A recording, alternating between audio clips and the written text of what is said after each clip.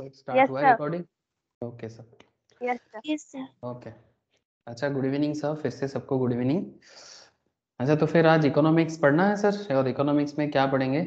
आज थोड़ा गला खराब है सर, थोड़ा सा मतलब खांसी काफ़ी चालू हो गया है, मैम को फीवर है, मुझे भी शायद हो गया है, ठीक है, लेकिन अभी फीवर अभी तक नहीं आया, बस गला ही थोड़ा सा मतलब रुक रहा है।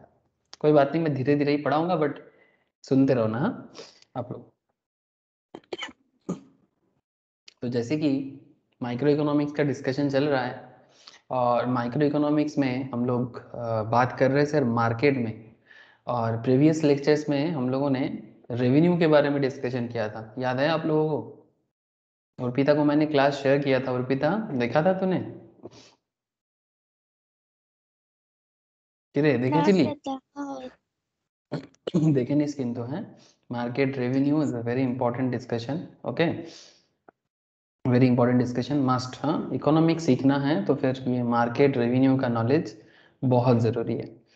तो अब रही बात, आज का डिस्कशन क्या है सर? आज आप लोगों से मार्केट के अंदर ही बात करें ना, ऐसे लास्ट वीक में रेवेन्यू का कॉन्सेप्ट क्लियर कर दिया था आप लोगों को कि रेवेन्यू क्या कॉन्सेप्ट क्या क्रिएट करता है, और बिजनेस में मतलब ये इकोनॉमिक्स के अंदर रेवेन्यू कितना इंपॉर्टेंट है। सर सिंपल बात है कि जब बिजनेस करना है, हर एक बिजनेस का एक कॉमन ऑब्जेक्टिव होता है रेवेन्यू करना, अर्न करना, मतलब सेल करना, सेल करके रेवेन्यू अर्न करना, और रेवेन्यू से इनकम करना। सिंपल बात है सर, रेवेन्यू अर्न होता है तभी प्रॉफिट होता है।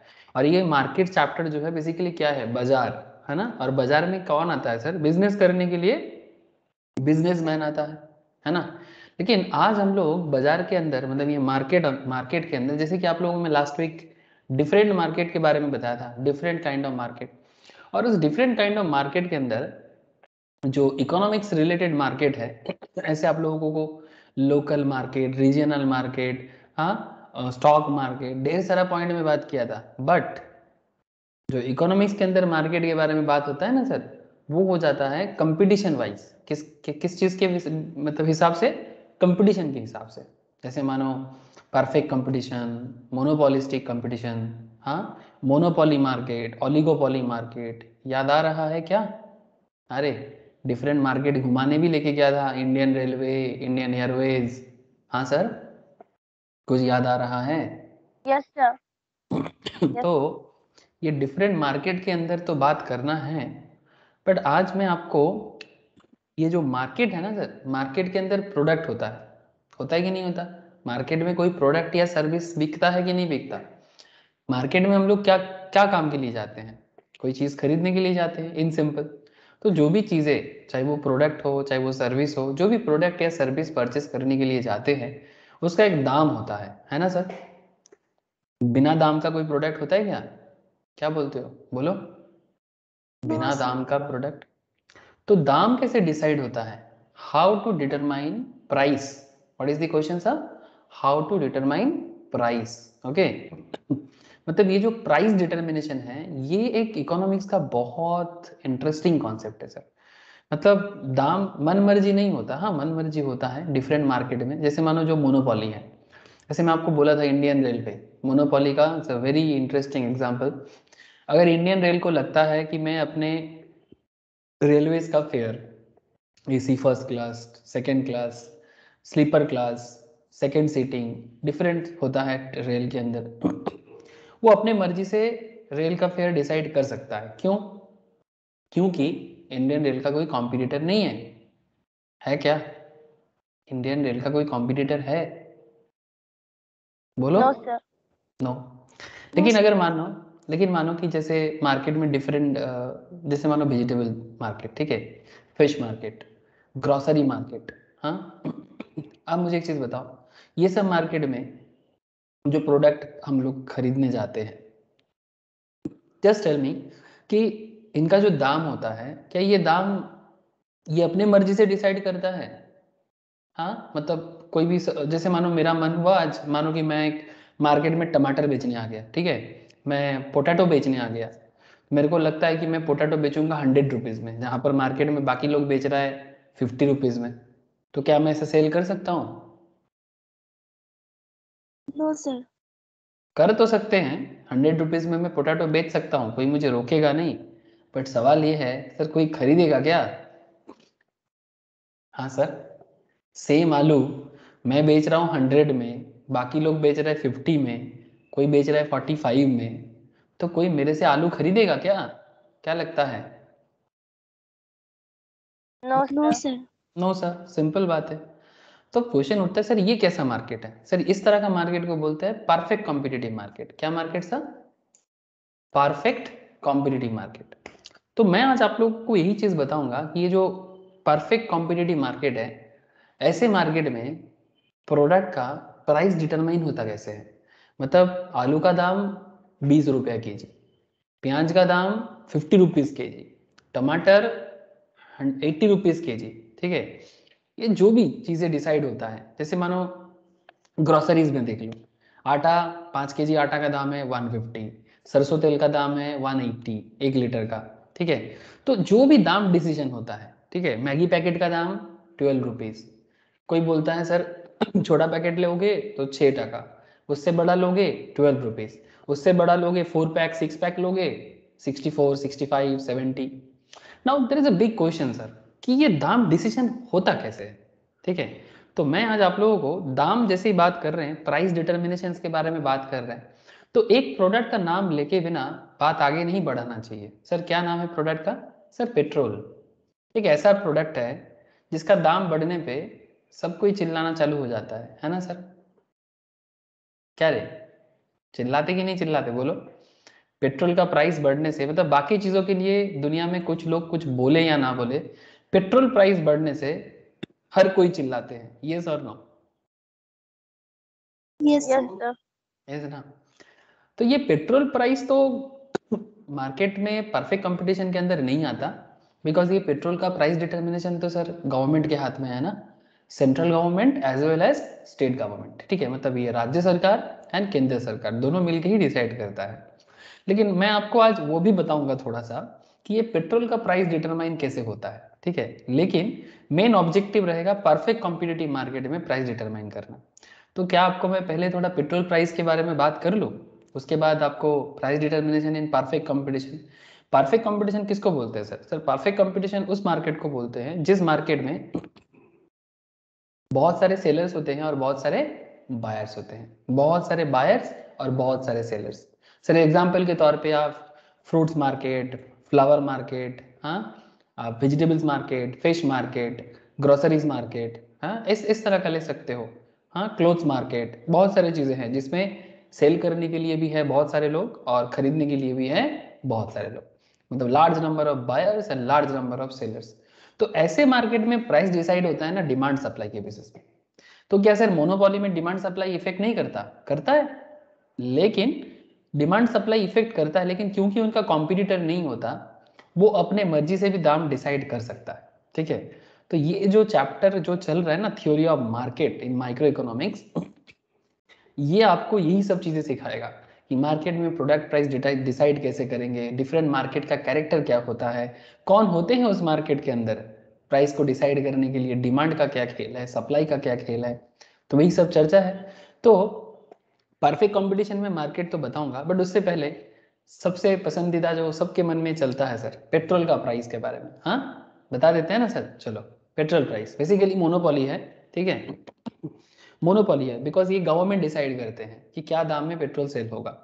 मैं आपको कुछ हिसाब बताऊंगा पेट्रोल प्राइस डिटर्मिनेशन पे, और फिर उसका हिसाब डिफरेंट कंट्रीज का क्या है वो भी दिखाऊंगा, just for your knowledge purpose and also for your economics boost up. मतलब इकोनॉमिक्स में भी आपको बड़ा नॉलेज बूस्ट होगा कि मार्केट कैसे डिसाइड करते हैं प्राइस को, उसमें मोनोपोली मार्केट कैसे डिसाइड करता है, परफेक्ट कंपटीशन, ऐसे परफेक्ट कंपटीशन डिसीजन ही मेन डिस्कशन है, बट फिर भी एक बार मोनोपोली में चर्चा कर लेना चाहिए, ठीक है। तो पेट्रोल के बारे में सबके मन में बात चलता है, तो मैंने सोचा कि क्यों ना पेट्रोल के बारे में बता दिया जाए आप लोगों को। क्या आप लोगों को दिखाई दे रहा है सर स्क्रीन में? कुछ बताइएगा मुझे। Yes sir. ध्यान से देखिए क्या बोला sir, how much does 1 litre petrol cost around the world. सारा दुनिया भर में कुछ मेन मेन कंट्रीज लिया गया सर, सॉरी सर, गला थोड़ा चोक कर रहा है, तो आई होप कि आप लोग थोड़ा सा समझ रहे हो। How much does 1 litre petrol cost around the world, ठीक है। ऐसे चैप्टर का जो डिस्कशन है आज मैं आपको स्टार्टिंग से बोल रहा हूँ कि price determination in different market, ठीक है। मतलब डिफरेंट मार्केट में, जैसे कि आपको मैं लास्ट दिन सिखाया था कि इकोनॉमिक्स कंपटीशन के बेसिस में मार्केट बनाते हैं सर। और वो कंपटीशन क्या है? Perfect competition, monopoly competition, monopolistic competition, oligopoly, ठीक है। ये इकोनॉमिक्स का मार्केट स्ट्रक्चर है। तो इसमें मैं सबसे ज़्यादा जो डिस्कशन आज करूंगा वो है perfect competition. But before that मैं थोड़ा पेट्रोल के बारे में इसलिए बता रहा हूँ बिकॉज ये बहुत ही पसंदीदा सवाल है लोगों के मन में कि सर पेट्रोल प्राइस डिसीजन कैसे लिया जाता है। और सर अनपढ़ गंवार की तरह तो बात नहीं करना चाहिए ना कि सरकार ने क्यों दाम बढ़ा दिया। तो सरकार क्यों दाम बढ़ाते हैं या क्या दाम कैसे घटा सकते हैं वो आपको नॉलेज में आएगा, ठीक है। ऐसे ही झंडा नहीं गाड़ना है कि सरकार ने दाम बढ़ा दिया, हाँ, क्योंकि हर चीज़ के दाम डिसीजंस पे कुछ ना कुछ मैटर काम करता है। परफेक्ट कंपटीशन डिफरेंट रीजंस पे होते हैं, मोनोपोली डिफरेंट में होते हैं। ऐसे पेट्रोल जो दाम डिसीजन लिया जाता है ये गवर्नमेंट ऑफ इंडिया ही करता है ना सर, मतलब या तो स्टेट गवर्नमेंट या तो सेंट्रल गवर्नमेंट। क्या पेट्रोल का दाम डिसीजन में बाकी और किसी का कोई हाथ है क्या? हाँ रे, सरकार को छोड़ के पेट्रोल के दाम डिसीजंस में और किसी का हाथ होता है क्या? मतलब इनका कोई कॉम्पिटिटर है क्या?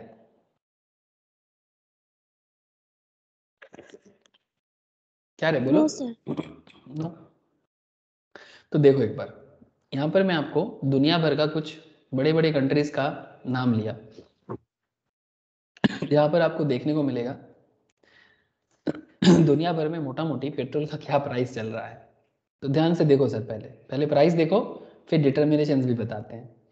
कुछ ऐसे भी कंट्री है जहाँ पर इंडियन रुपीस के हिसाब से 150 प्लस दाम चल रहा है। सर कहाँ है सर 150 प्लस लीटर? हाँ देखो सर हांगकांग में है। हांगकांग जो चाइना के जस्ट नीचे आता है, ठीक है। हांगकांग जो है, हांगकांग में 194 करके दाम चल रहा है। हांगकांग जानते हो सर, ऐसे डेवलप नेशंस में आता है सर। आप लोग हांगकांग जानते हो कहाँ पर है? नाम तो सुने होंगे हांगकांग का, बोलो जल्दी बोलो। Yes sir. सर नेदरलैंड है ना, नेदरलैंड में 171। Sir Ireland 162। Sir Germany 149। Sir great Britain 147 एक लीटर पेट्रोल का दाम। सर पुर्तगाल 144। Sir New Zealand 138। Sir Denmark 136। Yemen 127। और कौन है sir? Sir Japan 109। Sir India आता है 105, जो आजकल तो 100-105 के आसपास चल रहा है। नाउ क्वेश्चन इज दैट ये जो 105 का दाम है ना सर, ये जो इंडिया का जो पेट्रोल का प्राइस है, not just in India, in each and every country, petrol का जो प्राइस है ये डिसाइड तो ऑब्वियसली डिमांड सप्लाई तो एक रीजन होता ही है कि कितना डिमांड है कितना सप्लाई हो गया। इंडिया में डिमांड बहुत है ना सर पेट्रोल का, इंडिया में पेट्रोल का डिमांड बहुत है, ये सर नो? Yes sir. बहुत डिमांड है सर, पेट्रोल डीजल का बहुत डिमांड है। पेट्रोल तो जस्ट बात कर रहा हूँ, diesel is also include here. इस 105 के अंदर 50% तो सर टैक्स है सरकार का। सर कैसे, मैं आपको दिखाता हूँ। सिर्फ सेंट्रल गवर्नमेंट नहीं, state government is also there. तो यही एक रीजन है, मतलब अगर टैक्स को छोड़ दो तो फिर 105 में से 50% ऑलमोस्ट, मतलब आप 40 रुपीज़ घटा दो तो भी आपका ऑलमोस्ट 60 के आसपास दाम हो जाता है। तो इसीलिए इसका दाम इतना है। तो सरकार टैक्स चढ़ाते हैं सर। और टैक्स क्यों लगाते हैं? सरकार को बहुत पैसा चाहिए सर, बिकॉज इतना बड़ा कंट्री को रन कराना, 135 करोड़ पॉपुलेशन है हमारा, 138 करोड़, 135 नहीं, 130 करोड़ पॉपुलेशन और उसमें इतना बड़ा कंट्री, इसको रन करने के लिए government need lots of money, ठीक है। तो ये एक रीजन है सर। तो फिर बाकी कंट्रीज में कम क्यों है? सर उनका अपना अपना पॉलिसी, उनका अपना अपना पॉलिसी। जैसे वेनेजुएला में आप देख सकते हो, बहुत ही सस्ता है वेनेजुएला में, ठीक है, 2 टका। देख रहे हैं सर आप तो इसके पास दुनिया का सबसे बड़ा ऑयल रिजर्वर है, 2 रुपीज लीटर। जाओगे? मत जाना, इकोनॉमी का हालत बहुत खराब है, जिंदा लोगों को काट के खा रहे हैं सर।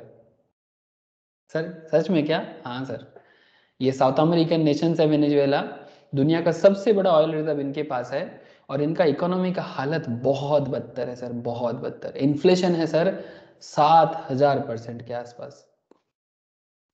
तो मैं आपको क्या बताऊं, अभी तो थोड़ा 7000 से 2000 में आ गया, फिर भी 2000% इन्फ्लेशन। आप समझ सकते हो इन्फ्लेशन का मतलब आज जो चीज का दाम 100 रुपया है, नेक्स्ट ईयर उसका दाम 2000 हो जाएगा सर। सर ये सब चीजें तो इकोनॉमिक्स में आपको समझने को मिलेगा, इन्फ्लेशन वगैरह एवरीथिंग। तो इसके लिए बेसिक्स ऑफ इकोनॉमिक्स पहले ठीक ठाक से समझो, फिर आगे आगे ये सब बात करूंगा सर, ठीक है। मैक्रो इकोनॉमिक्स लेवल में चर्चा करेंगे। सर 4% भी है, हाँ सर 4% भी है। 16 rupees is also here. Sir Pakistan में 62 रुपीज है, ज़्यादा टैक्स नहीं लगाया है। अफगानिस्तान 59, ये भी ज़्यादा टैक्स नहीं लगाया। इसमें 55, रशिया में 51, ठीक है। देख पा रहे हो ना सर आप लोग? अरे तो इस तरह से 2 रुपीज से लेके आपको मैं हाईएस्ट जो है वो 194। अब ये टैक्स क्यों लगाया जाता? Sir surging land prices and high cost of taxes, wages etcetera have sky rocketed price. मतलब ये दाम इसलिए बढ़ता है जब कंट्री को बहुत ज़्यादा टैक्स चाहिए होता है, तब कंट्री टैक्स लगाते हैं। तो भारत में भी टैक्स का ज़रूरत बहुत ज़्यादा पड़ जाता है। अब देखो ना, लोगों को इतना सारा लोगों को फ्री में वैक्सीन बांटा, तो इतना सारा लोगों को फ्री में वैक्सीन देने के लिए, कोविड में बिठा बिठा के खाना खिलाने के लिए, बाकी कंट्रीज का हालत ऐसा नहीं है, उनको लोगों को फ्री में खाना खिलाना ये सब का जरूरत पड़ता नहीं है उतना।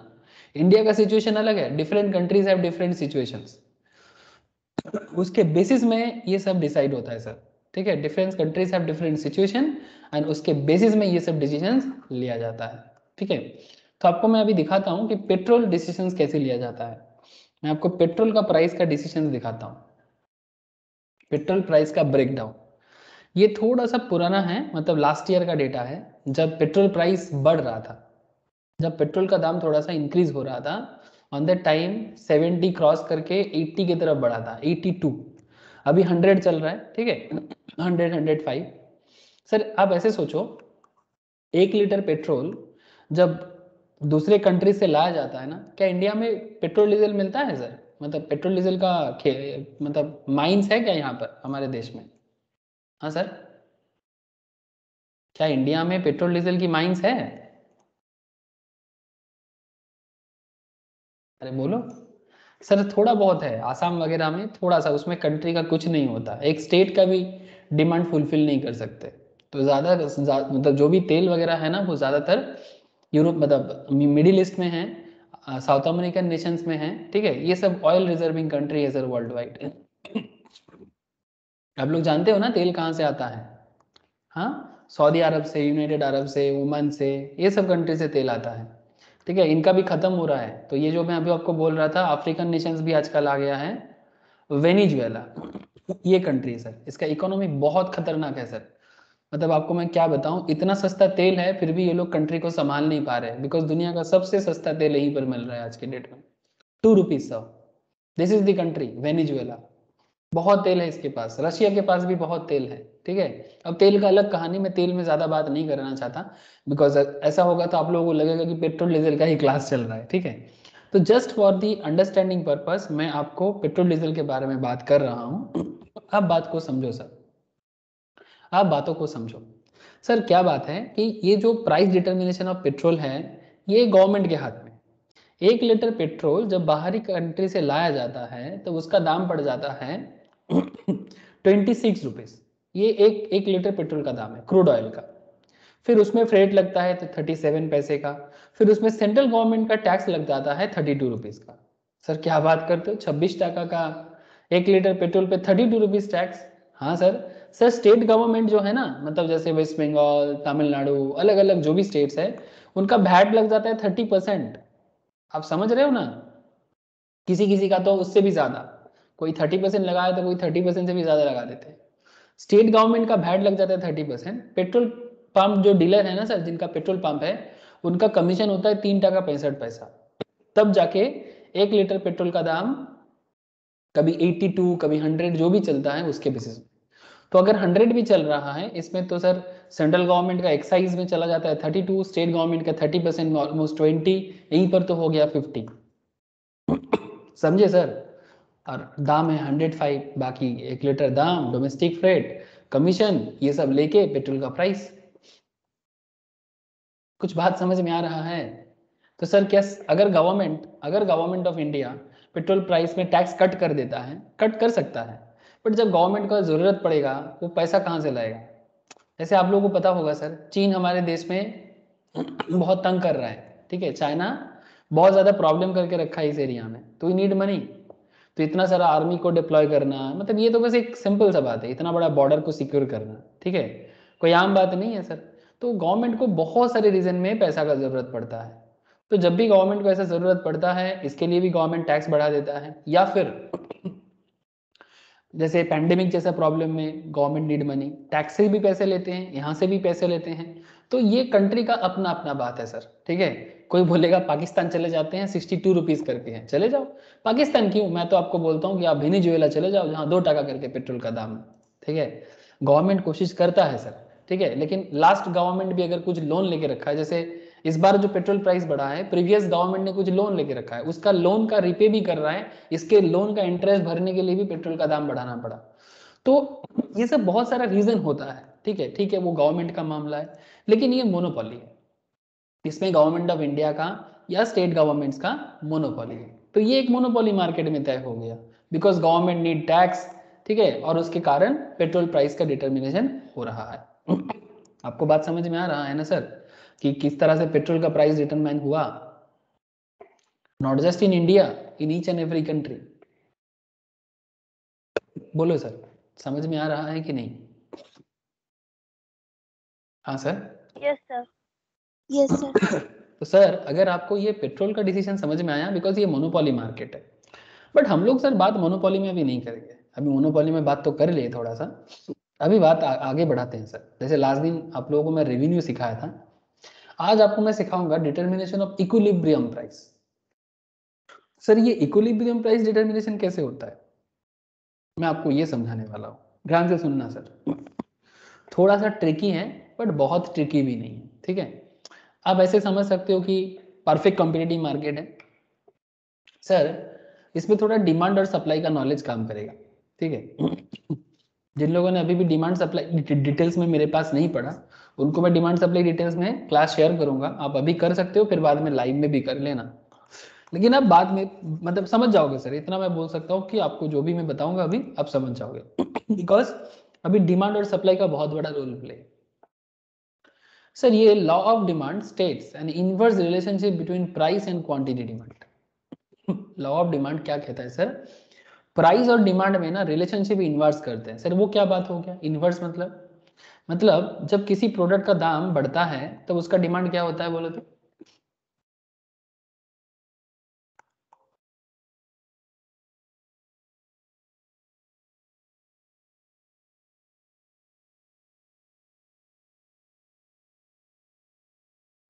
ध्यान से बात को सुनना सर।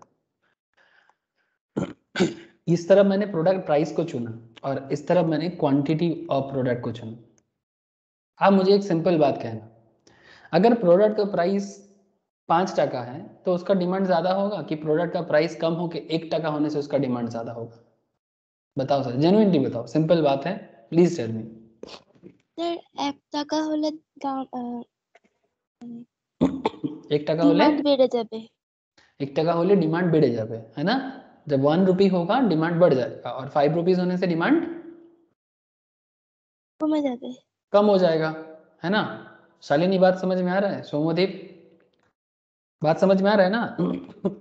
ये लॉ ऑफ Yes, डिमांड है sir. Sir, law of demand clear cut बताते हैं सर, जब प्रोडक्ट का प्राइस का दाम बढ़ता है उसका डिमांड घटता है, और जब प्राइस घटता है तब डिमांड बढ़ता है। प्राइस कम होगा डिमांड बढ़ जाएगा, प्राइस बढ़ जाएगा डिमांड घट जाएगा, सिंपल सी बात है।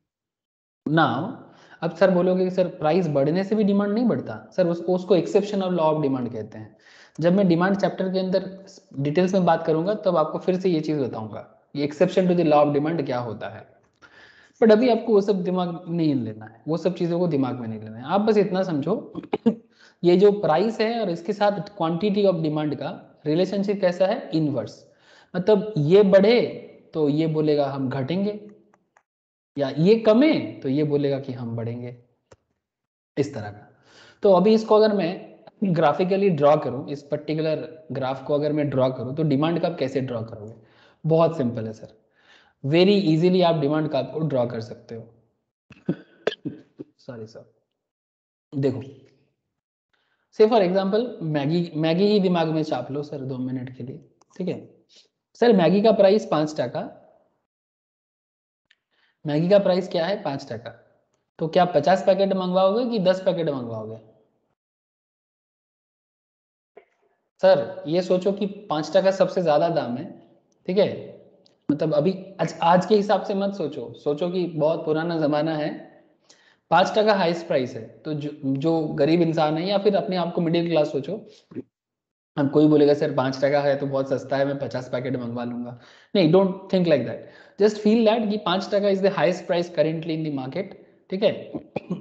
मतलब और 5 रुपीज इज महंगा है, ठीक है। तो 5 टका दाम है, तो क्या करोगे? 10 पैकेट्स मंगवाओगे कि 50 पैकेट्स मंगवाओगे? नॉर्मल लोगों की तरह सोचो, 10 पैकेट। है ना। मतलब अगर दाम सर ज्यादा 10 पैकेट। है ना सर, दाम ज्यादा है तो मैं कम मंगवाऊंगा। सर सेकेंड पॉइंट जो है, अब ध्यान से सुनना बात को, जब दाम थोड़ा सा कम हो जाएगा, 4 टका हो जाएगा, मैं थोड़ा सा इंक्रीज कर दूंगा, तब 20 पैकेट्स मंगवा लूंगा। ये सुनो, यस सर। दाम कम होके 3 टका हो गया, क्या करूंगा? 30 पैकेट्स बढ़ा दूंगा। सर दाम कम होके 2 टका हो गया, सर 40 पैकेट कर दूंगा। सर दाम कम होके 1 टका हो गया, सर 50 पैकेट कर दूंगा, है ना। तो जैसे जैसे दाम कम होते गया, वैसे वैसे हम लोगों ने क्या किया सर, जैसे जैसे दाम कम होते गया, वैसे वैसे हम लोगों ने डिमांड को बढ़ाते गया। और ये चीज होता है सर, ये चीज होता है।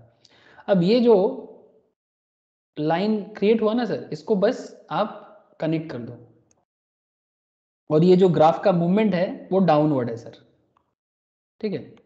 ए बी नाम दे सकते हो, सी डी ई, ये सब पॉइंट का नाम दे सकते हो। तो ये जो A B C D point जो भी बना है, ये एक डिमांड ग्राफ है sir, this is a demand curve. अभी मैं आपको बताया लॉ ऑफ डिमांड जब पढ़ाऊंगा फिर से, अगर आप लोगों ने नहीं किया है, या फिर क्लास शेयर करूंगा, अब वहां पर भी यही सब बातें फिर से सुनोगे। तो ये डिमांड कर्व है, और law of demand, demand curve को सिंपल वे में यही समझाते हैं सर, दाम बढ़ता है तो डिमांड घटता है, और दाम कम होता है तो डिमांड बढ़ जाता है। इन सिंपल यही है डिमांड किसी भी कॉन्सेप्ट में। कोई बोलेगा सर दाम बढ़ने के साथ साथ भी किसी चीज का डिमांड बढ़ता है, दैट इज एक्सेप्शनल पॉइंट, मैं उस पॉइंट में अभी बात नहीं करना चाहता।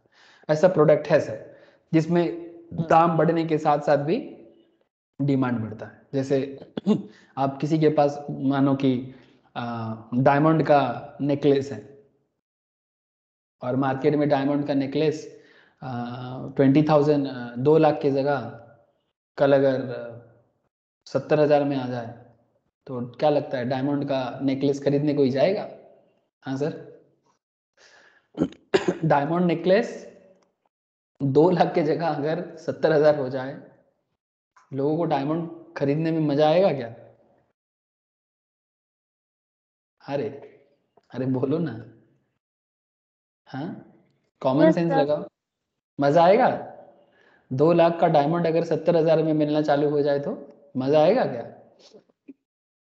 नहीं आएगा, क्योंकि जो लोग डायमंड नेकलेस पहनते हैं, डायमंड रिंग पहनते हैं, वो लोगों को दिखाने के लिए पहनते हैं। अब समझ रहे हो बात को? हाँ, यस सर, लोगों को दिखाने के लिए पहनते हैं, प्रेस्टीज वैल्यू के लिए पहनते हैं। प्रेस्टीज वैल्यू समझते हो? अच्छा, आप लोग 3 इडियट्स देखे क्या? 3 इडियट्स देखा आप लोगों ने? सभी को पूछ रहा हूँ, ये मूवी देखा आप लोगों ने? Yes Yes, sir. सर। तो 3 इडियट्स मूवी में ये अपना वो करीना कपूर का जो रोल था, ठीक है, उसका जिसके साथ शादी होने वाला था, फियोन्से, हाँ सर, उस कैरेक्टर को याद है? करीना कपूर का Yes, sir. Yes sir. Fiance. Yes sir. Sir वो आमिर खान उसमें वो जो रणछोड़ दास छंछड़, वो बार बार बोलता था चल तेरे को डेमो देते हैं, ठीक है, ये जिससे तू शादी कर रहा है, ठीक है, करीना कपूर को बता रहे हैं जिससे तेरा शादी हो रहा है, ये इंसान नहीं है, ये तो बेसिकली बैल है और प्राइस टैगर है, मतलब हर चीज़ को दाम से तोलते हैं। तो क्या किया, एक बार उसका शूज जो है, शूज पे चटनी गिरा दिया तो संगे संग वो चिल्लाया मेरी 2.5 लाख की शूज।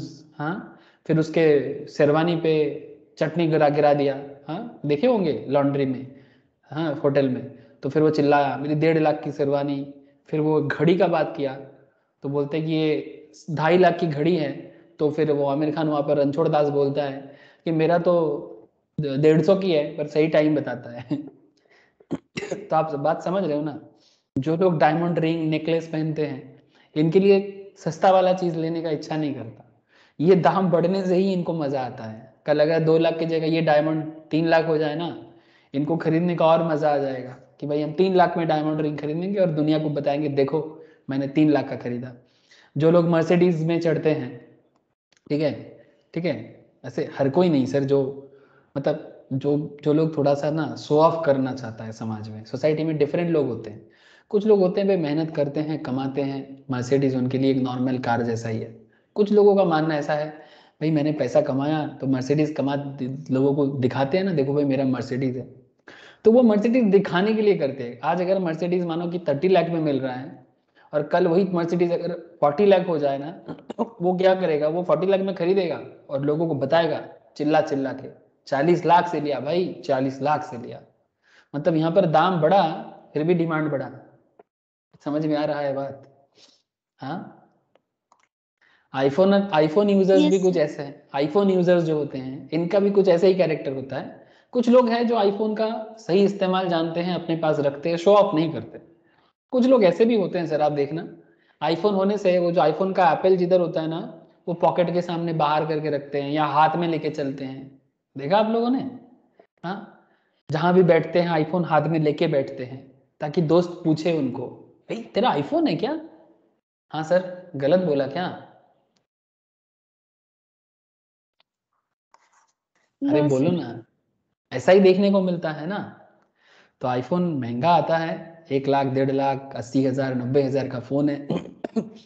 तो वो हाथ में ऐसे रखते हैं शो ऑफ करने के लिए। कल अगर आईफोन का दाम 20,000 हो जाए, आप सोचो एक बार, 80 हजार का फोन कल अगर 20,000 में ये रेडमी की तरह मिल जाए, तो आईफोन यूजर्स मतलब जो आईफोन खरीदने के लिए पागल होता था वो खरीदेगा? Tell me, just tell me sir. No, sir. बात समझ में आ रहा है ना? हाँ शालिनी सोमोदीप बोलो एक बार। Yes, sir. Yes sir. तो कुछ प्रोडक्ट ऐसे भी होता है कुछ प्रोडक्ट ऐसा भी होता है जिस चीज में लॉ ऑफ डिमांड काम नहीं करता। ठीक है, ऐसे बहुत सारे एग्जांपल्स है। जब मैं लॉ ऑफ डिमांड को फिर से बताऊंगा आपको या क्लास शेयर करूंगा, अब उसमें सुनिएगा जरूर। हाँ, या फिर से जब लाइव पढ़ाऊंगा तब फिर से बताऊंगा जैसा है। तो फिलहाल आप इतना समझो कि डिमांड का नॉर्मल जो नियम है वो नियम आपको सिंपल यही बताता है कि दाम कम होने से डिमांड बढ़ेगा। जैसे मानो कि मार्केट में अभी प्याज का दाम ज़्यादा है, जानते हो आप लोग? हाँ, अभी कोलकाता मार्केट में सर ऑनियन 50 रुपीज़ के जी चल रहा है। और प्याज एक डेली नेसेसिटी प्रोडक्ट है। जो चीज़ 25-30 में मिलता है ना, अगर उसका दाम 50 हो जाए तो ये बहुत ही महंगा हो जाता है, डबल हो गया। इसलिए बिग बाजार आजकल ऑफर चल रहा है, बिग बाजार में 19 रुपीज़ में प्याज बांट रहा है, जानते हो आप लोग? हाँ, ₹19 में ऑनियन दे रहा है बिग बाजार। तो लोग बिग बाजार में जा जाके या उसका ऑनलाइन ऐप के थ्रू से प्याज ऑर्डर कर रहा है, 1 kg प्याज 19 में, जहाँ मार्केट में मिल रहा है 40-50 में। तो ये बिग बाजार क्या कर रहे हैं, उनके वो बड़ा बिजनेसमैन है, तो बेसिकली प्याज को लुभा के लोगों से सेल बढ़ा रहे हैं अपना। इकोनॉमिक्स है, समझ रहे हो सर? मार्केट का खबर रखते हो क्या? अगर नहीं रखते हो तो रखा करो। हाँ, ये ऐसे ही थोड़ी ना बन जाएगा। हाँ, ये देखो बिग बाजार में लिखता हूँ, बिग बाजार ऑनियन, सॉरी, ये देखो 1 kg ऑनियन बिग बाजार में, ये अमेजन में आ गए। ये अमेजन नहीं, हमें बिग बाजार में जाना है।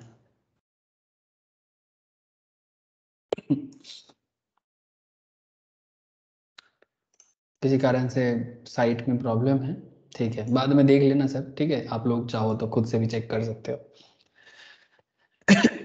तो कहना क्या चाह रहे हैं सर, तब से मैं आपको बस यही कहना चाह रहा हूँ कि ये जो डिमांड कर्व है ये इसी तरह से बनता है, लॉ ऑफ डिमांड के थ्रू से।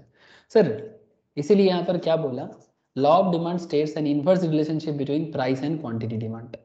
And law of supply states direct relationship between price and quantity supplied. Sir ये भी थोड़ा समझा दो ना, डिमांड समझा दिए तो फिर सप्लाई ने क्या गलती करती है? अरे कोई गलती नहीं किया, चुपचाप देखो सप्लाई क्या होता है। देखो law of supply. Sir supply का क्या कॉन्सेप्ट है बोलो तो? सपोज आप अपने आप को 2 मिनट के लिए ना ये सोचो कि आप दुकानदार हो। कौन हो सर? दुकानदार। हाँ मतलब शॉप ओनर्स किसी भी चीज का, सब्जी वाला बन जाओ, कपड़ा वाला बन जाओ, रेस्टोरेंट ओनर बन जाओ। सर सस्ता प्रोडक्ट बेचना पसंद करोगे कि महंगा प्रोडक्ट? मतलब what is your intention as a shop owner? Product बेच के ज्यादा पैसा कमाए कि कम पैसा कमाए? और आप प्रोडक्ट महंगा बेचना पसंद करोगे कि सस्ता बेचना पसंद करोगे? Please tell me. अरे बोलो ना, प्रोडक्ट सस्ता बेचना पसंद करोगे कि महंगा बेचना पसंद करोगे? चाहते क्या है? एक दुकानदार का सोच क्या होता है? सपोज आप शॉपिंग करने गए, जो दुकानदार है वो आपको ज्यादा दाम बोलेगा कि कम दाम बोलेगा? बेशी। हाँ शालिनी, अर्पिता ने बोला बेशी। शालिनी का क्या जवाब है? सोमोदीप का क्या जवाब है? बोलो। एक शॉप ओनर ज्यादा दाम ज्यादा बोलेगा। ज्यादा बोलेगा ना सर? हाँ यस क्यों ज्यादा बोलेगा? Now there is a question. Sir इसलिए ज्यादा बोलेगा बिकॉज जो दुकानदार होते हैं वो सप्लायर होते हैं, और सप्लायर ऑलवेज चाहता है कि दाम बढ़ने से हम और प्रोडक्ट सप्लाई करेंगे। वो सस्ता चीज़ों का धंधा करना नहीं चाहेगा बिकॉज उसको मतलब प्रॉफिट नहीं होगा, उसको पड़ता नहीं आएगा, उसको मुनाफा नहीं मिलेगा। सिंपल कॉन्सेप्ट है।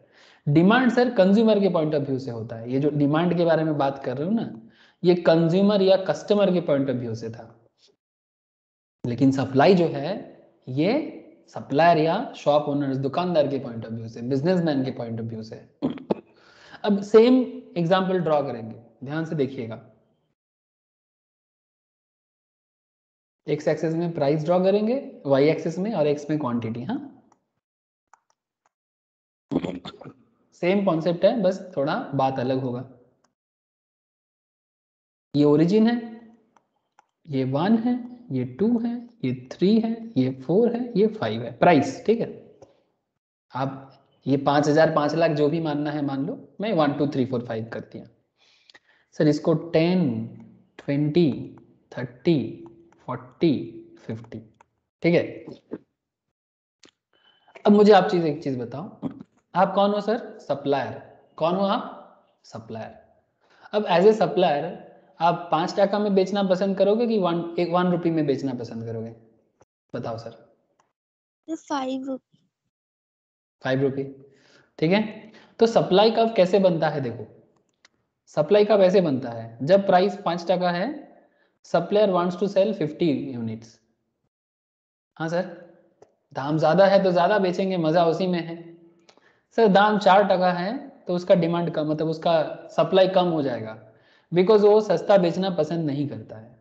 ठीक है, 4 टका हो गया तो 40 क्वांटिटी, 3 टका हो गया तो 30 क्वांटिटी, 2 टका हो गया तो 20 क्वांटिटी, 1 रुपये हो गया तो सबसे कम चीज बेचना पसंद करेगा। क्यों? बिकॉज उसको प्रॉफिट नहीं होगा, इसीलिए वो हमेशा महंगा बेचना पसंद करता है। ठीक है, तो सप्लायर का कॉन्सेप्ट ऐसा है। आप लोगों को बात समझ में आ रहा है ना? बात पल्ले पड़ रहा है कि नहीं पड़ रहा है? Please tell me. अब सप्लाई कब कैसे बनेगा सर? सर ये जितना पॉइंट बना है ना सर, इस पॉइंट को जस्ट कनेक्ट कर दो। ये जो बन गया ना, ये है सप्लाई कर्व। ठीक है, नाम दे सकते हो एक एक पॉइंट का, A B C D E, but this is called supply curve.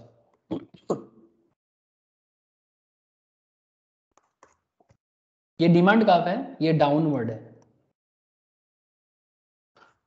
Because demand का कॉन्सेप्ट यही है कि दाम कम होने के साथ साथ, मतलब दाम बढ़ने के साथ साथ डिमांड कम हो जाता है। सप्लाई का कॉन्सेप्ट ये है कि दाम बढ़ने के साथ साथ सप्लाई बढ़ता है, दाम बढ़ने के साथ साथ सप्लाई बढ़ता है। किसी भी दुकानदार को पूछो कि दादा महंगा बेचोगे कि सस्ता बेचोगे? महंगा बेचेंगे भाई, सस्ता सस्ता में कोई मतलब नहीं है। दिन रात मेहनत करके रोजी रोटी जुगाड़ करने आए हैं, सस्ता बेचेंगे तो मुश्किल।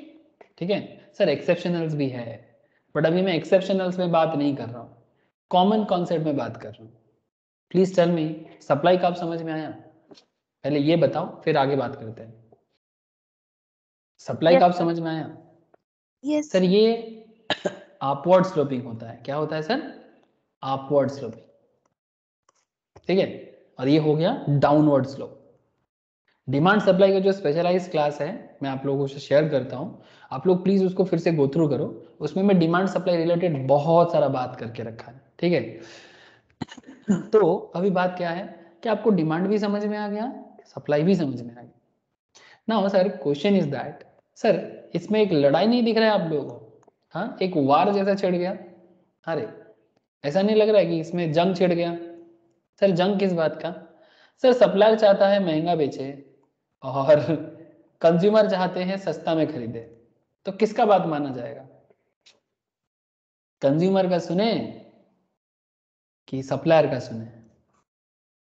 आप ही बताओ, किसके मर्जी पे मार्केट में प्रोडक्ट का दाम डिसाइड होगा? कौन डिसाइड करेगा प्राइस? Consumer. अर्पिता कहते हैं कंज्यूमर। शालिनी, जिसकी लाठी उसकी भैंस, आप ऐसे सोचते हो क्या? या जिसकी भैंस उसकी लाठी, जो भी बोलो। हाँ, अरे No, sir. मतलब मैं क्या बोल रहा हूँ आपको समझ में आ रहा है ना? कहने का मतलब ये है कि प्रोडक्ट किसका, सप्लायर का कि कंज्यूमर का? Supplier का. तो फिर दाम यही डिसाइड कर ले। लेकिन Sir, और हाँ बोलो बोलो। sir, consumer ही decide है. कंज्यूमर ही डिसाइड करेगा? सोमोदीप को क्या लगता है कौन डिसाइड करेगा? बोलो। कंज्यूमर या सप्लायर? Sir consumer. कंज्यूमर। तो फिर दुकानदार का कोई काम ही नहीं है। हाँ सर। सर मोनोपोली मार्केट में तो आपने देखा, हाँ मोनोपोली मार्केट में तो सर मतलब दुकानदार ही डिसाइड करते हैं। हाँ, जैसे आपको पेट्रोल डीजल का प्राइस डिसाइड दिखाया, इंडियन रेल के बारे में बताया था लास्ट वीक। हाँ, जो मोनोपोली बिजनेस चलाते हैं उनके केस में तो कंज्यूमर नहीं डिसाइड करता, रेल का फेयर क्या होगा कंज्यूमर डिसाइड करता है या रेल डिसाइड करता है? No, sir. तो उस केस में दुकानदार हो गया था। बट आप इस केस में बोल रहे हो कि इस केस में दुकानदार का कोई काम नहीं है, जो करेगा कस्टमर करेगा। सर आप लोग ये जवाब ढूंढने के लिए हमें थोड़ा आगे बढ़ना पड़ेगा, ठीक है। मैं थोड़ा सा आगे बढ़ता हूँ, देखते हैं आप लोग कितना सही निकलते हो, ठीक है। अच्छा मैं रब कर रहा हूँ, ठीक है सर। अब बात यह है सर कि अब देखना है कि क्या सच में कंज्यूमर के हाथ पावर है इसमें? हाँ, क्या सच में कंज्यूमर दाम डिसाइड कर सकता है? चलो देखते हैं। सर ध्यान से देखो, कंज्यूमर के हाथ में पावर है कि सप्लायर के हाथ में? सर डिमांड भी है सप्लाई भी है, ठीक है। देखो सर इक्विलिब्रियम प्राइस, हर एक प्राइस को इक्विलिब्रियम मान के ड्रॉ कर रहे हैं। आप देख पा रहे हो ना सर? आप लोग टेबल दिखाई दे रहा है ना आप सबको?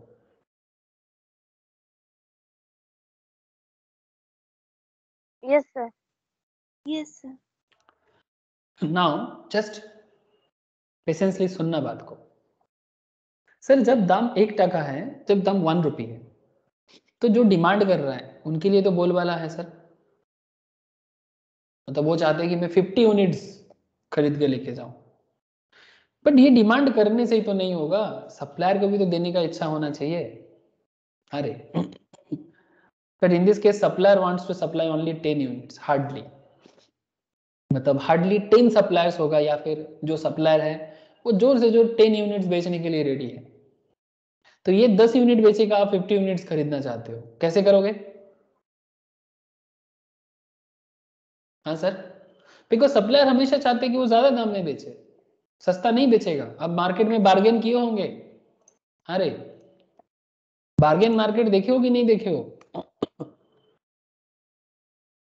दुर्गा पूजा में, दिवाली में, होली में बार्गेन किए कि नहीं किए? Yes, sir. बार्गेन मार्केट में ये देखो, हाँ, ऐसे महिलाएं बहुत अच्छा बार्गेन करते हैं, मैं सीरियसली मैंने देखा, मैं तो एकदम बेकार बार्गेन करता हूँ सर, ठीक है। अब ये दुकानदार साहब क्या बोलता है कि ये दुकानदार साहब बोलता है कि भाई मैं ये क्या बेच रहा है सर, घर की चीज़ें बेच रहा है कुछ, ठीक है, डोरमैट वगैरह कुछ है शायद, ये बोल रहे हैं कि 150 का। हाँ, अब ये आंटी क्या बोल रहे हैं, इनका मानना है, ये लेडी का मानना है नहीं 150 में नहीं देंगे, ठीक है, 150 में नहीं लेना है, 50 का भाव लगाओ, ठीक है, क्या भाव लगाते हैं, ऐसे करके बात करते हैं ना। तो लेडी का मानना है कि सस्ता है। अब लेकिन अब सवाल है सर, ये बोल रहा है दुकानदार बोल रहा है 150, लेडी बोल रहा है 100, तो कैसे बात चलेगा। तो अल्टीमेटली कहीं ना कहीं एक प्राइस में आना पड़ता है। और अगर अगर आप वेजिटेबल मार्केट में जाते हो तो वो लोग पहले से ही ना एक मार्केट कंडीशन को समझ के डिसाइड कर लेते हैं कि क्या दाम हो सकता है। तो बात को ठीक से समझो। जब दाम 1 रुपी, तब डिमांड कर रहे हैं 50 यूनिट्स, बट सप्लायर चाहते हैं 10 units, they are not interested basically. तो इस केस में एनालिसिस क्या बन रहा है सर, डिमांड ज्यादा है पर सप्लाई नहीं है, डिमांड ज्यादा है पर सप्लाई नहीं है। दाम बोल रहे 2 टका, डिमांड कर रहे 40, बट सप्लायर बोल रहा है 20, एक्सेस डिमांड।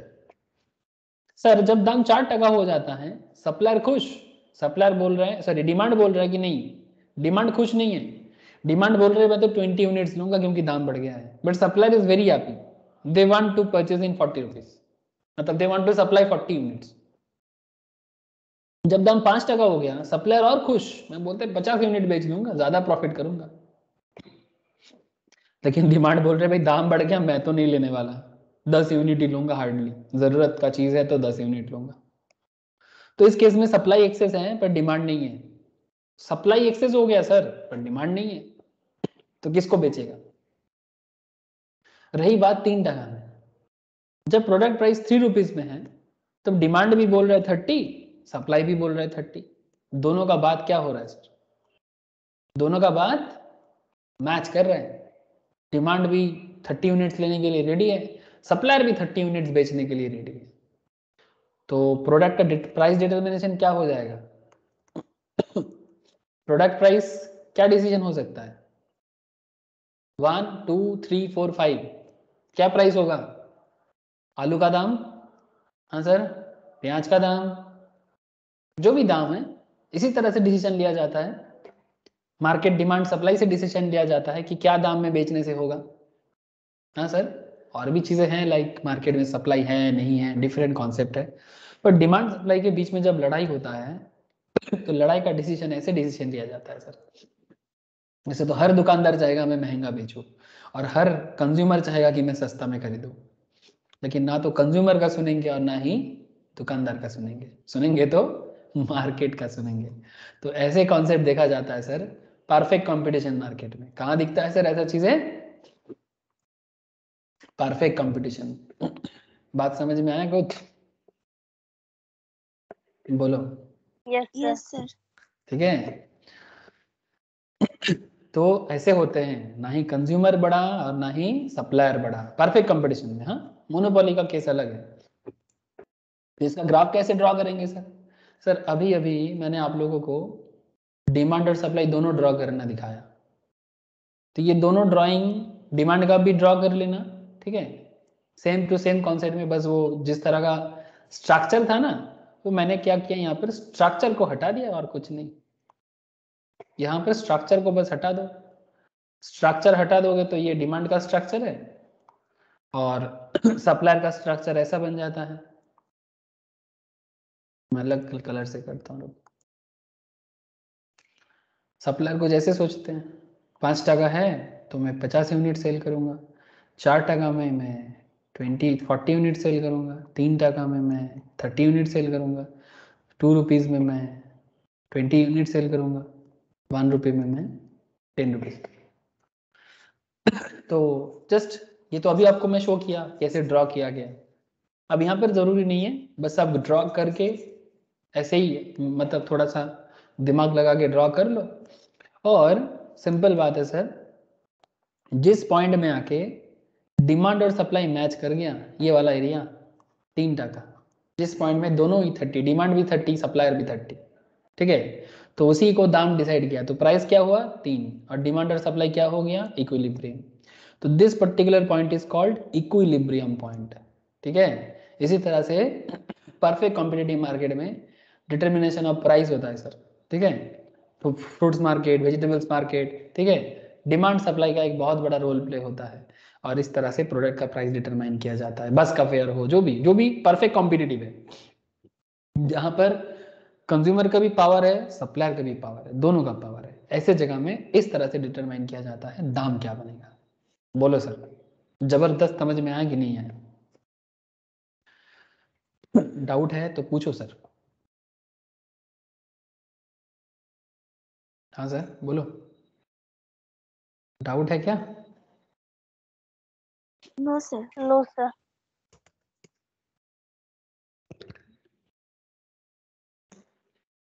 अब बात ये है सर, नॉर्मल कॉन्सेप्ट में तो समझ में आ गया कि किस तरह से हम लोग प्राइस को डिटरमाइन करेंगे, लेकिन अब बात ये है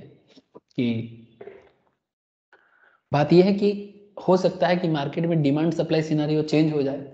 हाँ सर, तो तब ग्राफिकल प्रेजेंटेशन क्या होगा, हो सकता है ना, परफेक्ट कॉम्पिटिटिव मार्केट है, डिमांड सप्लाई सिनेरियो चेंज हो रहा है, ठीक है, तो तब ये इक्विलिब्रियम प्राइस जो 3 टका बना था, इसका क्या होगा कालिया? हाँ, हो सकता है ना, अभी डिमांड कुछ लेवल में चल रहा है, कल डिमांड कुछ और लेवल में हो सकता है। हाँ सर, जैसे एक सिंपल बात करते हैं, जैसे जब जब कोरोना आता है, वेव आता है कोविड का, मास्क, सैनिटाइजर, डिमांड क्या हो जाता है? डॉक्टर्स, मेडिसिन, सर बोलो बढ़ बोलो, जाता है। बढ़ जाता है। लेकिन जब सिचुएशन नॉर्मल होता है, ठीक है, उतना वेव का प्रॉब्लम नहीं है, हॉस्पिटल में इतना लोग भर्ती नहीं होता है, ऐसे सिचुएशंस में mask, sanitiser, doctors, medicine, demand गिर जाता है ना, सप्लाई भी ऑटोमेटिकली, सप्लाई तो रहता है मार्केट, सप्लाई रहता है बट डिमांड कम हो जाते हैं। अब ऐसे ही सिचुएशन देखना है कि डिफरेंट कंडीशंस में जब डिमांड और सप्लाई सिचुएशंस में बदलाव आ जाए, तब इक्विलिब्रियम प्राइस अपने आप को कैसे चेंज करते हैं, आप समझ रहे हो ना बात? जैसे हमारे इस केस में 3 टका में इक्विलिब्रियम प्राइस डिसाइड कर लिए थे हम लोगों ने, बट जब चेंज होता है, जैसे कि क्या सवाल करता है आपके सामने, effect on equilibrium price and equilibrium quantity due to change in demand and supply. जब डिमांड सप्लाई में परिवर्तन होगा, तब इक्विलिब्रियम प्राइस और क्वांटिटी इनका क्या होगा? बड़ा सिंपल बात है सर, थोड़ा कॉमन सेंस लगाओ और पेशेंस के साथ सुनो। इकोनॉमिक्स खेल हो जाएगा सर, एकदम बिल्कुल नॉर्मल लाइफ के तरह हो जाएगा, मतलब आपको ये सब ग्राफ देख के भी डरने का मतलब मन नहीं करेगा, और इकोनॉमिक्स में कभी कोई फियर नहीं आएगा, बस आपको इंटरेस्ट रखना चाहिए सर, ठीक है sir. Equilibrium price and quantity में चेंज, हाँ ऑब्वियसली चेंज ना, इक्विलिब्रियम प्राइस क्वांटिटी चेंज हो सकता है, जैसे मैं अभी आपको बोला, ऑनियन का प्राइस नॉर्मली इंडियन मार्केट में 25-30 रुपीज में चलता है, टमाटर का प्राइस इंडियन पर मार्केट में नॉर्मली क्या दाम चलता है, बोलो, एनी आइडिया? नॉर्मली टमाटर का प्राइस क्या चल सकता है मार्केट में? 20 रुपीज। नहीं, 20 थोड़ा सस्ता हो गया, 30-40, हाँ ये स्टैंडर्ड रेट है टमाटर के लिए। 50 खूब जर चले तो भी ठीक है, 1 kg टमाटर 50 चलेगा, लेकिन कई बार ऐसे मार्केट में सुनोगे टमाटर 80 का चल रहा है। ऑनियन का भी होता है, ऑनियन टमाटर ये दोनों चीज़ों में ना बीच बीच में एवरी ईयर आपको कुछ ना कुछ फर्क दिखता है। वेजिटेबल्स में भी होता है, लेकिन मैं पॉपुलर सब्जी ले लिया, टमाटर, ऑनियन, ठीक है, ऐसे पोटैटो का भी होता है, ठीक है, potato normally 20-25 is the standard range currently, but अगर कभी कभी आप पोटैटो को भी देखोगे ना, वो भी 30-40 के रेंज पे चल गया, तो भी महंगा हो गया सर। तो ये जो डिमांड चेंज, सप्लाई चेंज होता है, ठीक है, ये हो ही सकता है, इक्विलिब्रियम प्राइस एंड क्वांटिटी में change, it is because change in demand और चेंज इन सप्लाई। हो सकता है कि मार्केट में डिमांड नहीं है, या फिर हो सकता है कि मार्केट में सप्लाई नहीं है, या तो ज्यादा हो गया या तो कम हो गया, कुछ भी हो सकता है।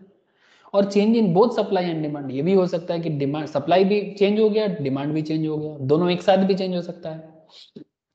अब ये आगे कुछ ऐसे कंडीशंस के बारे में रीड करेंगे या ग्राफ देखेंगे, आपको समझ में आ जाएगा कि हर एक सिचुएशंस में क्या होता है। Sir changes in demand includes increase और decrease in demand. Changes in demand includes increase और डिक्रीज इन डिमांड, है ना सर। डिमांड का चेंज मतलब क्या, या तो डिमांड इंक्रीज करेगा या तो डिमांड डिक्रीज करेगा। अरे बाबा बोलो ना, मास्क सोच लो दिमाग में, ऑनियन सोच लो दिमाग में, या तो डिमांड बढ़ जाएगा या तो डिमांड घट जाएगा। बात क्लियर है कि नहीं है। तो चेंज इन डिमांड मतलब या तो इंक्रीज या तो decrease. It may be due to change in price of related goods, income, taste, preference. तब इनकम भी इंपॉर्टेंट है, या तो प्राइस, पहले दाम ज्यादा था, जैसे मानो कि जो लोग मिडिल क्लास लोग, ठीक है, लोअर मिडिल क्लास, गरीब लोग, आज ऑनियन का प्राइस 25 टका केजी है या 30 रुपीज केजी है, वो अभी मार्केट में जाता है तो 1 केजी प्याज लेता है, कल 50 टका केजी हो जाएगा। जस्ट फील, एक मिडिल क्लास लोग या लोअर मिडिल क्लास लोग या एक गरीब लोगों के लिए 50 टका केजी से प्याज खरीदना उनके लिए पॉसिबल होगा जिनका मंथली इनकम 5,000 10,000 के बीच में है सर। No sir. वो मुश्किल में पड़ जाएगा। खरीद तो लेगा, खरीद लेगा, बट 5,000 में संसार चलाना होता है सर। 10,000 में पूरा फैमिली रन करते हैं, एक बच्चा 2 बच्चा है, उनका पढ़ाई है, खुद का भी, हस्बैंड वाइफ का भी अपना पर्सनल खाना पीना खर्चा है, सभी चीज़ें हैं। तो जो गरीब इंसान है वो पहले 25 टका केजी में बड़ा खुश थे, लेकिन अब 50 रुपीज़ केजी, वो क्या करेगा, या तो ऑनियन खरीदना बंद कर देगा, लेकिन अगर ऑनियन खाने का आदत है, बिना ऑनियन का तो लोगों का घर नहीं चलता सर, तो वो क्या करेगा, वो बोलेगा थोड़ा कम लेके चलते हैं, 500 ग्राम ले लेते हैं, 1 केजी नहीं। क्या रे, ऐसा ही करेगा ना। Yes sir. तो दाम बढ़ जाने से वो डिमांड कम कर दिया, दाम बढ़ जाने से वो डिमांड कम कर दिया। ये भी हो सकता है दाम कम हो गया, उल्टा दाम कम हो गया तो डिमांड ज्यादा कर लिया, 50 से जैसे ही 25 हो गया, पहले 500 खरीदते थे अब 1 केजी खरीद रहे, भाई सस्ता में मिल रहा है लेके चलो, हर चीज में प्याज खाएंगे सर। इस तरह से प्रोडक्ट का दाम भी डिमांड को डिसाइड करते हैं। ये सब डिमांड चैप्टर के अंदर मैंने ना बहुत डिटेल्स में बात किया, आप लोगों को मैं शेयर करूंगा, आप लोग please must go through sir. तो change in price of related goods, income, आपका इनकम बदलने से, पहले ज्यादा कमाते थे, पहले कम कमाते थे, कम खरीदते थे, अब ज्यादा कमाते हो तो ज्यादा खरीदते हो, है ना। टेस्ट, पहले पसंद नहीं आता था, अभी पसंद आ गया। पहले आप सब्जी नहीं खाते थे, ठीक है, मान के चलो, आजकल बड़ा सब्जी खाना सीख गए सर, किसी के प्रभाव में हो सकता है, किसी ने बोला कि वेजिटेबल खाने से शरीर के लिए अच्छा है तो खाना चालू कर दी, पहले वेजिटेबल नहीं खाते थे तो टेस्ट प्रेफरेंस चेंज हो गया आपका, ठीक है। पहले मार्केट जाने से सिर्फ चिकन और मटन ही खाते थे, ठीक है, आजकल वेजिटेबल पे भी नशा आ गया। किसी ने बोला कि वेजिटेबल बहुत हेल्पफुल है, वेजिटेबल खाने से शरीर की बीमारी दूर हो जाते हैं, ठीक है, बहुत सारे कॉन्सेप्ट में काम करते हैं, तो आपने चालू कर दिया। तो there must be different reason for change in demand और चेंज इन सप्लाई। हाँ सर, जैसे ये देखो ना मार्केट में, ये जब भी कोविड वगैरह होता है तो किसी किसी फूड के बारे में बात करते हैं। मुझे याद है अभी भी लास्ट ईयर जब कोविड बहुत ज़्यादा बढ़ गया था तो बोला था कि इम्यूनिटी वीक हो रहा है सर लोगों का। आई डोंट नो आप लोगों को याद है कि नहीं। तो इम्यूनिटी जब वीक हो जाता है ना सर तो लोगों को कहा जाता है कि विटामिन सी लो। तो फ्रूट्स के अंदर जो मौसम्बी लेबू होता है ना, जानते हो ना सर, मौसमी बोलते हैं हम लोग, बंगाली में बोलते हैं मौसमी, हिंदी में बोलते हैं मौसम्बी, जानते हो सर। Yes sir. ये लेमन का क्या दाम हो गया सर, 2 पीस लेमन का दाम हो रहा था 100 रुपीज, 50 टका पीस। क्यों? क्योंकि मौसम्बी लेबू में विटामिन सी अच्छा होता है सर। बस इतना बोल दिया था, मार्केट में लाइन लग गया था मौसम्बी लेबू का, इतना डिमांड। जो भी फ्रूट सेलर थे मौसम्बी बेच बेच के पागल हो गया था, पागल हो गया था। और वो भी एक जोड़ा मौसम्बी 100 रुपया, सब लपेट के लेके जा रहा था, मुझे पूरा याद है अभी, जस्ट इमेजिन सर। तो ऐसे डिफरेंट सिचुएशंस आपके सामने आ सकता है। तो चेंज इन डिमांड का वैराइटीज ऑफ रीजन, कभी डिमांड इंक्रीज कभी डिमांड डिक्रीज, कभी डिमांड इंक्रीज कभी डिमांड डिक्रीज। ध्यान से सुनना बात को भी। If supply curve remains the same, मतलब जो सप्लाई कर्व है ना सर, सप्लाई कर्व अपवर्ड होता है ना सर, सप्लाई कब अपने जगह में ही है, मतलब प्रोडक्ट सप्लाई में कोई चेंजेस नहीं आया, सप्लाई जहां था वहीं पर है, जैसा था वैसा ही है, पर डिमांड में परिवर्तन हो रहा है। सर पहले प्रोडक्ट का दाम जो था ना वो मान के चलते हैं सर 50 रुपीज था केजी। सर सप्लाई उतना ही है, लेकिन मार्केट में डिमांड अगर बढ़ जाता है, पहले डीडी था, पहले डीडी था, अब D1 हो गया। डिमांड आप होना मतलब सर ये देखो क्वांटिटी बढ़ गया, ठीक है ना, क्वांटिटी बढ़ गया, प्राइस बढ़ गया, क्वांटिटी बढ़ गया। देखो तो जब डिमांड बढ़ जाता है ना प्रोडक्ट का, तो उसका प्राइस भी बढ़ जाता है, क्योंकि सप्लाई कांस्टेंट है सर, कांस्टेंट सप्लाई है। मार्केट में अगर 100 केजी प्रोडक्ट सप्लाई हुआ करता था, आज भी 100 केजी सप्लाई हो रहा है, सप्लाई में परिवर्तन नहीं है। लेकिन पहले अगर प्रोडक्ट 50 आदमी खरीदता था, अभी 50 की जगह 100 आदमी प्रोडक्ट खरीदते हैं, तो प्रोडक्ट का दाम बढ़ना चाहिए कि घटना चाहिए? Please tell me. पहले 50 रुपीज में बेचता था, अभी 70 टका में बेचेगा, येस और नो?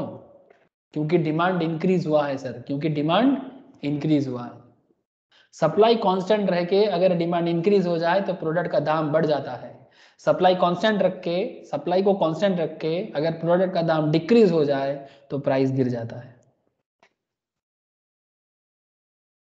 बात कुछ पल्ला पड़ रहा है? मतलब ये दाम गिर के 40 हो जाएगा।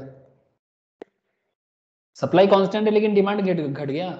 पहले 100 आदमी खरीदता था तो अभी 50 आदमी खरीद रहा है, या पहले 50 आदमी खरीदता था तो अभी 30 लोग खरीद रहा है। लोग लेना नहीं चाहते। जैसे स्टार्टिंग में जो लोग स्टार्टिंग में जितना मास्क सेल हुआ था, मिडिल में मास्क सेल होना कम हो गया था, फिर से अभी कोविड आ गया, फिर से मास्क सेल बढ़ गया। हाँ सर, बात समझ में आ रहा है? बोलो। Yes sir. सबको बात समझ में आया? कोई डाउट? फिर से बता रहा हूँ सर, सप्लाई कांस्टेंट है, जैसा सप्लाई होना चाहिए उतना ही सप्लाई है मार्केट में। सप्लाई को कांस्टेंट रख के डिमांड, पहले डीडी था, अभी डिमांड चेंज हो गया, बढ़ गया, डिमांड ज्यादा हो गया, लेकिन सप्लाई उतना ही है। पहले दाम 50 टका करके हुआ करता था, अभी प्रोडक्ट तो उतना ही है ना, लेकिन ज्यादा लोग उसके पीछे पड़ गया। अब प्रोडक्ट है 100, पहले 50 लोग लेता था, अभी 100 लोग उसके पीछे पड़ जाएगा, तो दुकानदार दाम बढ़ा ही देगा ना सर। अरे बात तो क्लियर है ना? हाँ शालिनी? ओके अर्पिता? सोमदीप बोल, समझ में आ रहा है कि नहीं? Yes sir. सिमिलरली जब दाम 50 में ही था, डिमांड कांस्टेंट था, सॉरी डिमांड बीच में था, 50 टका में था, क्वांटिटी क्यू में था, सप्लाई कांस्टेंट है। पर अब क्या हो गया ना, मार्केट में डिमांड कम हो गया उसका। पहले क्यू क्वांटिटी लेते थे, अभी Q2 मतलब कम कर दिए, दाम कम हो जाएगा, P2 में आ जाएगा, 40 में बेचना चालू हो जाएगा। तो सिंपल रिजल्ट निकल के आते हैं। सप्लाई को कांस्टेंट रख के, सप्लाई को कांस्टेंट रख के, याद रखना सर, सप्लाई को कांस्टेंट रख के मतलब मार्केट में सप्लाई कांस्टेंट है लेकिन डिमांड बढ़ जाता है, ठीक है तो प्राइस बढ़ जाएगा। सप्लाई कांस्टेंट है, मार्केट में डिमांड गिर जाता है पहले से, तो दाम कम हो जाएगा, इक्विलिब्रियम प्राइस। बस यही तो बात है। हाँ और कुछ नहीं, यही है इकोनॉमिक्स। बस कॉन्सेप्ट समझना होता है सर। ग्राफ में कुछ रखा नहीं है, ग्राफ में कुछ नहीं रखा है। हाँ ये तो डिमांड ड्रॉ किया, तीन डिमांड ड्रॉ किया, एक P2Q के लिए, एक PQ के लिए, और एक P1 और Q1 के लिए, तीन डिमांड ड्रॉ किया गया और कुछ नहीं, ठीक है। और यहाँ पर ये एक डिमांड का बन गया था, ये एक डिमांड का बन गया था, ये एक डिमांड का बन गया था, और सप्लाई का तो कांस्टेंट था, बिकॉज एक ही सप्लाई हम लोग यहाँ पर मान के चल रहे हैं, हम लोग यहाँ पर एक ही सप्लाई मान के चल रहे हैं। बस इतनी सी बात है सर। ठीक सर, सेम कॉन्सेप्ट में और एक बात देखते हैं। डिमांड को कांस्टेंट रख देते हैं, ठीक है, डिमांड को कांस्टेंट रख देते हैं, मतलब डिमांड को परिवर्तन नहीं करेंगे, मार्केट में जैसा डिमांड चल रहा था वैसा ही है, बट सप्लाई को बदल देते हैं ना। हाँ सप्लाई को बदल देते हैं। जैसे ये कोविड सिचुएशंस में, कोविड पीरियड में पेट्रोल का हुआ था, इंटरनेशनल मार्केट बंद हो गया था, ठीक है, तो पेट्रोल का सप्लाई बंद हो गया था, लेकिन क्या पेट्रोल का डिमांड कम हुआ था sir? Please tell me. Petrol का डिमांड उतना कम हुआ था क्या? थोड़ा सा कम हुआ था पहले, बट इंटरनेशनल मार्केट पूरा पेट्रोल सप्लाई को कम कर दिया था। पेट्रोल के सप्लाई में जैसे ही परिवर्तन आ गया था, उसके कारण में भी प्राइस में चेंजेस आना चालू हो गया था। अब बात कुछ ऐसा है सर, देखो, डिमांड जितना है उतना ही रहेगा, ठीक है, डिमांड में परिवर्तन मत करो, डिमांड को कांस्टेंट कर दो। लेकिन अभी किसको चेंज करना है सर? अभी सप्लाई को चेंज करना है सर। सप्लाई का अपवर्ड राइजिंग होता है, तो यहाँ पर भी देखो सर, तीन सप्लाई का बल। क्यों? एक सप्लाई बढ़ने के कारण, ठीक है, ये सप्लाई बढ़ जाना, ठीक है, और एक सप्लाई घटने के कारण, ठीक है। ये देखो क्या सिस्टम है, जब दाम ज्यादा, सप्लायर ज्यादा सेल करना चाहेगा, है ना सर? ये देखो अच्छा, डिमांड का आपको कैसे ड्रॉ किया? देखो सिंपल वही कॉन्सेप्ट है। डिमांड का आपको कैसे ड्रॉ किए? P2 में कम डिमांड, P में थोड़ा डिमांड ज्यादा हुआ, P1 में Q1 डिमांड का आप ड्रॉ कर लो। अब डिमांड अपनी जगह में है, पहले सप्लाई इस लेवल में होता था सर, ये पुराना सप्लाई है। पहले मानो किसी भी प्रोडक्ट का 100 यूनिट सप्लाई हो जाता था, लेकिन अभी डिमांड कांस्टेंट है, लेकिन सप्लाई घट गया। पहले सप्लाई हो जाता था 100 यूनिट का, अभी S2 में चला गया, मतलब सप्लाई क्या हो गया, ज्यादा हुआ कि कम हुआ? ऊपर में चला गया, लेफ्ट साइड में। This is called left shifting. Supply S से S2 जाना मतलब लेफ्ट शिफ्टिंग, इसका मतलब सप्लाई कम हो जाना। तो 100 से सप्लाई 50 में चला गया मानो, पहले 100 यूनिट सप्लाई होता था, अभी 50 यूनिट सप्लाई होता है, लेकिन डिमांड अपने जगह में है। तो प्लीज टेल मी, पहले अगर प्रोडक्ट का दाम 500 रुपीज होता था, अब P2 में प्राइस क्या होगा, ज्यादा होगा कि कम होगा? डिमांड उतना ही है सर, डिमांड मार्केट में उतना ही है। पहले 100 यूनिट सेल होता, सप्लाई होता था, अभी 50 यूनिट सेल हो रहा है। पहले दाम 500 हुआ करता था, अभी 500 से ज्यादा होगा कि कम होगा? प्लीज टेल मी।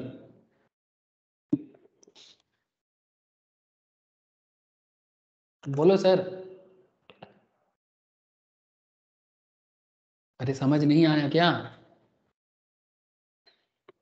और पिता, शालिनी, किसी को समझ में नहीं आया? किसी का भी आवाज नहीं मिल रहा है? बोलो ना सर, क्या प्रॉब्लम है? डिमांड तो कांस्टेंट है। पहले किसी भी प्रोडक्ट का सप्लाई क्यू मतलब मानो 100 यूनिट सप्लाई था, अब सप्लाई घट के Q2 हो गया, 50 यूनिट सप्लाई हो गया, लेकिन डिमांड उतना ही है। तो प्राइस बढ़ेगा कि कम होगा? पहले मानो कि प्राइस 500 था, मेरा क्वेश्चन है कि डिमांड मार्केट में उतना ही है जितना पहले था। उस टाइम पे 100 यूनिट सप्लाई करते थे, अभी सप्लाई घट के 50 यूनिट्स हो गया। प्राइस पहले 500 हुआ करता था, मैं आपको पूछ रहा हूं कि अभी प्राइस ज्यादा होगा कि कम होगा? ज्यादा होगा। है ना? I hope you understand, because demand करने वाले लोग तो उतना ही है, लेकिन मार्केट में प्रोडक्ट नहीं है, तो जिसके पास ज्यादा पैसा होगा वही प्राइस लेके खरीदेगा, है ना? तो अभी प्रोडक्ट प्राइस 700 800 कुछ भी हो जाएगा। यही रीजन होता है चीजों का दाम बढ़ने के पीछे। जब सप्लाई फॉल कर जाए ना, तो इसी तरह से उसका दाम बढ़ जाता है। इसलिए देखना, दुकान में कभी आप लोग शॉपिंग मॉल में शॉपिंग करने गए, या साड़ी दुकान में साड़ी खरीदने गए सर? हाँ, साड़ी सलवार जो भी हो, यस सर। हाँ, या लड़का लोगों के लिए उतना प्रॉब्लम नहीं है, मेनली साड़ी वगैरह में ये सब ज्यादा होता है।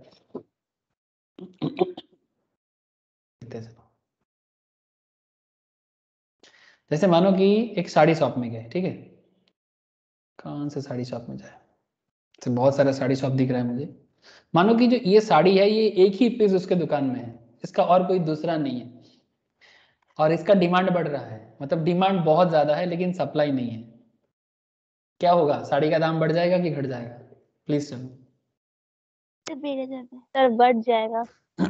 मतलब एक साड़ी है, जिसके पीछे कम से कम 5 कस्टमर लाइन लगा के, वो बोल रहा है मुझे लेना है, वो बोल रहा है मुझे लेना है, दुकानदार क्या करेगा?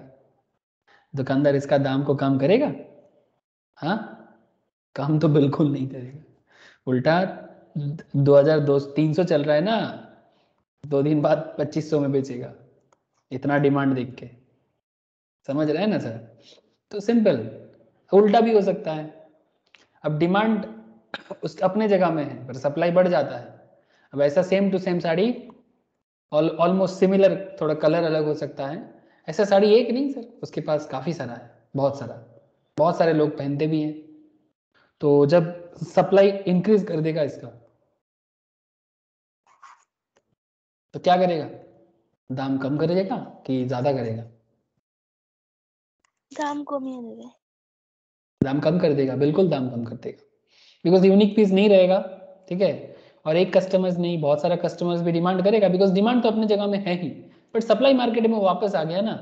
तो जैसे ही सप्लाई मार्केट में बढ़ जाएगा, मतलब Q से Q1 हो जाएगा, प्राइस भी P1 हो जाएगा। समझ रहे हैं ना सर? मतलब 500 से 1000 हो गया था, फिर जब सप्लाई बढ़ जाता है 500 का चीज 300 भी आ सकता है, पर सप्लाई बढ़ाना जरूरी है sir.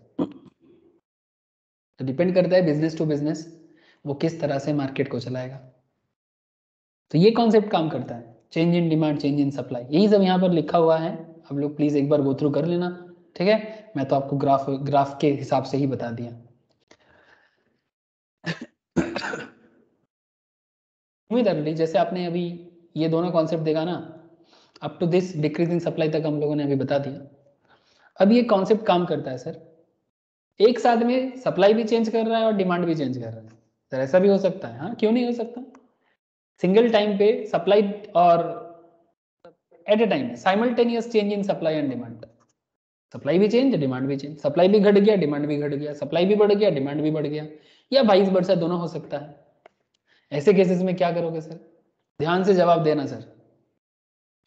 Supply demand both can change in same direction, मतलब सप्लाई भी कम हुआ, डिमांड भी कम हुआ, due to changes in both equilibrium price will be determined where new demand and supply का intersect each other, whether new price is more or less or equal to the old price depends upon the nature and changes in demand and supply। इस context में 3 scenario create होता है sir, 3 scenario, ध्यान से बात को सुनिएगा। अगर मैटर को समझ जाओगे ना, ग्राफ में कुछ नहीं है।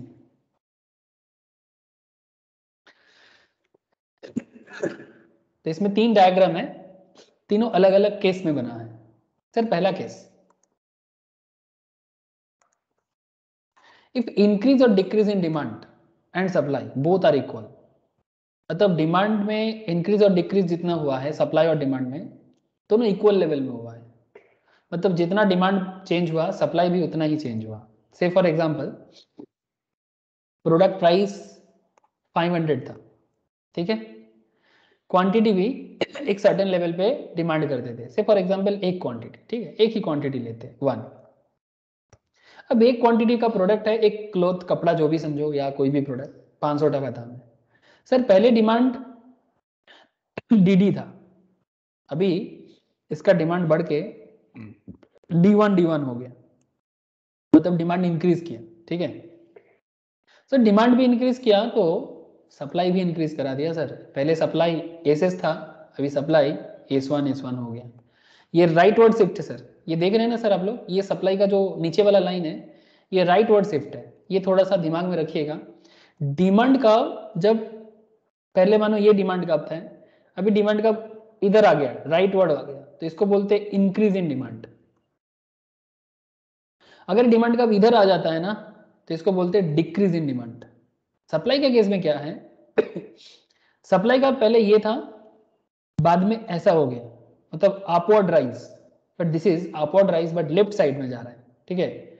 जब भी लेफ्ट में जाता है, लेफ्ट में चाहे डिमांड शिफ्ट करे या सप्लाई, लेफ्ट में जाना मतलब डिक्रीज करना, और राइट में शिफ्ट करना मतलब चाहे सप्लाई हो या डिमांड इंक्रीज करना। अब देखो ये राइट शिफ्ट है ना सर, ये भी राइट शिफ्ट है ना, सोचो एक बार ध्यान से, एक बार सोचो ध्यान से, समझ में आ जाएगा। ये दोनों राइट शिफ्ट है। आप अपने हिसाब से देखो, ये राइट साइड है आपका, ये ग्राफ अगर मेन ग्राफ है, इसका ये वाला ग्राफ के तरफ आ रहा है तो राइट शिफ्ट है, ये ग्राफ अगर ऐसा है तो इधर जा रहा है मतलब राइट शिफ्ट है। बात समझ में आया? मतलब दाएं शिफ्ट करेगा तो इंक्रीज, बाएं शिफ्ट करेगा तो डिक्रीज, दोनों के केस में, सप्लाई हो या डिमांड। बात क्लियर हुआ? अरे बात Yes, क्लियर sir. हुआ?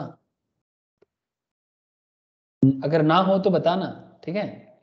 तो यहाँ पर बात क्या हुआ है कि डिमांड भी जितना चेंज हुआ है, डिमांड डी से D1 में इंक्रीज किया सेम पोर्शन में, देखो दोनों ग्राफ का गैप देखो, सेम पोर्शन में। सप्लाई भी उतना ही इंक्रीज किया गया S से S1 में। तो क्या प्राइस में कोई चेंज होगा? बिकॉज डिमांड में भी जितना परिवर्तन, सप्लाई में भी उतना ही परिवर्तन। तो क्या प्राइस में चेंज होगा? यस और no? No, sir. No, sir. है ना, प्राइस वही रहेगा। इफ इंक्रीज और decrease in demand and supply both are equal, जितना बड़ा है कमा है इक्वल लेवल में, no problem, no change in price. But हाँ, equilibrium output would change in the direction in the supply and demand. For example if supply and demand increase, output would increase and vice versa. Output तो बढ़ सकता है ना, पहले एक quantity produce करते थे, अभी 2 क्वांटिटी प्रोड्यूस करते हो, ये तो हो जाएगा, आउटपुट तो बढ़ेगा, ठीक है। पहले एक आदमी डिमांड करता था, अभी 2 आदमी डिमांड करता है, वो सब में चेंज होगा, लेकिन प्राइस में नो चेंज। 500 टका था तो 500 ही रहेगा। लेकिन अब बात आ गई, दूसरा पॉइंट है, ये था पहला केस। अब दूसरा केस क्या है? If increase in decrease in demand, if increase in demand is more than the increase in supply, मतलब डिमांड में जो परिवर्तन हुआ है ना सर, वो सप्लाई से ज्यादा है। ये देखो सप्लाई में भी परिवर्तन हुआ है, लुक एट द सप्लाई का गैप और लुक एट द डिमांड का गैप, देख पा रहे हैं सर? डिमांड में परिवर्तन sir. इतना, डिमांड में परिवर्तन इतना, फिर सप्लाई में परिवर्तन इतना, तो क्या हो जाएगा? दाम बढ़ेगा कि घटेगा?